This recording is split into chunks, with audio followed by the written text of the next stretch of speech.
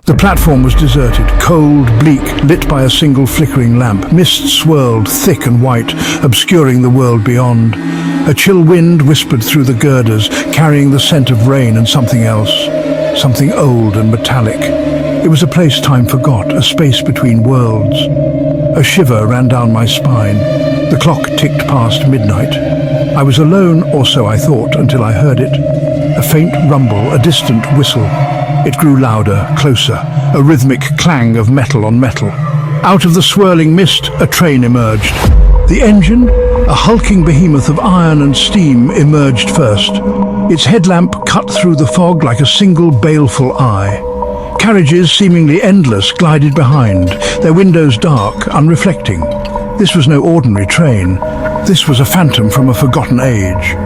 A figure stood on the last carriage's platform, silhouetted against a single flickering lamp within, tall, gaunt, with a long coat and a wide-brimmed hat. He extended a hand, beckoning.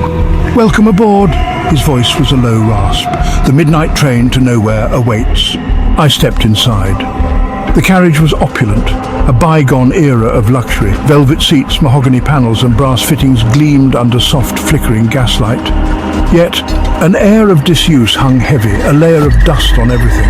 The silence was unnerving, broken only by the rhythmic chug of the train and the whisper of the wind outside. The scent of incense and something else, something ancient and unsettling, permeated the air. I sank into a plush armchair, my heart pounding. As the train lurched forward, the figure from the platform entered. His face, obscured by the shadows of his hat, remained an enigma. The carriage wasn't empty. 3 other passengers sat scattered throughout the car, each lost in their own thoughts. The first, a woman with eyes as old as time, clutched a worn leather-bound book. The second, a man with a haunted look, constantly fiddled with a silver locket. The third, a young boy with a faraway gaze, stared out the window at the swirling mist. We were a motley crew, united by our presence on this spectral train. Each one of us, I could tell, carried secrets, burdens that whispered in the silence of the moving carriage. What were their stories? What had led them to this midnight rendezvous? Section 5. Through the Veil of Reality. The train picked up speed, the rhythmic clatter of the wheels against the tracks a hypnotic beat. The world outside the windows was no longer the familiar platform. We were speeding through a tunnel of impenetrable darkness, the mist clinging to the windows like ghostly fingers. Time seemed to lose all meaning. Minutes, hours, they all blurred into one. The air grew thick, heavy, charged with a strange energy. My fellow passengers remained silent, their faces etched with a mixture of apprehension and morbid fascination. We were no longer in control, swept along on a journey with an unknown destination.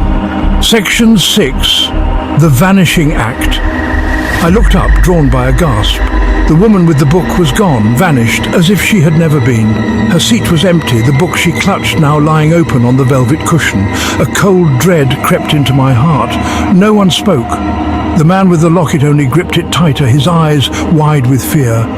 The young boy remained oblivious, seemingly detached from the chilling reality of our situation. Where had she gone? What had happened? Was this the fate that awaited us all on the midnight train to nowhere? Section 7. Landscapes of Dreams and Nightmares. As if in answer to my unspoken question, the train burst from the tunnel. The world outside was a surreal dreamscape. Twisted trees with glowing leaves stretched towards the sky. Rivers of molten silver flowed through fields of shimmering grass.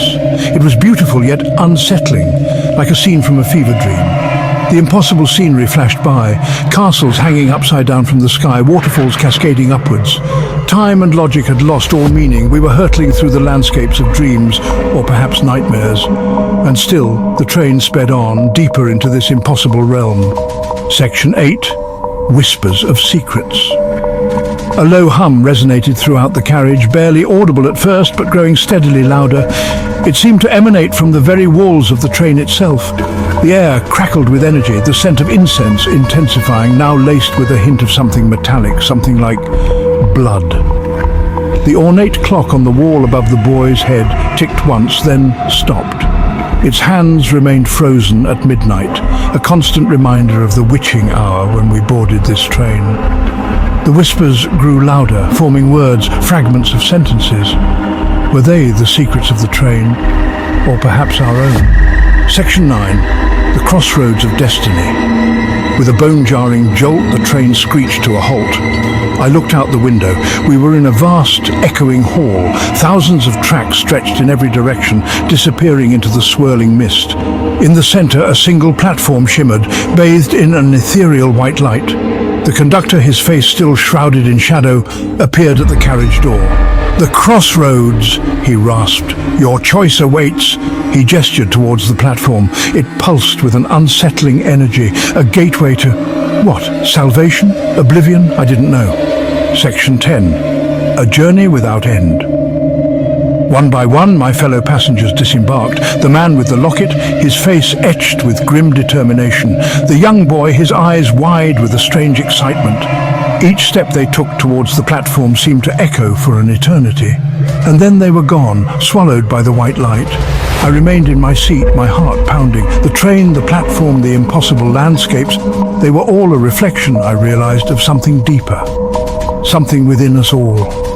The midnight train to nowhere was a journey into the heart of our own mysteries, our own unspoken desires and fears. And as I sat there, the train creaking gently in the silence, I knew my journey was far from over. It had only just begun.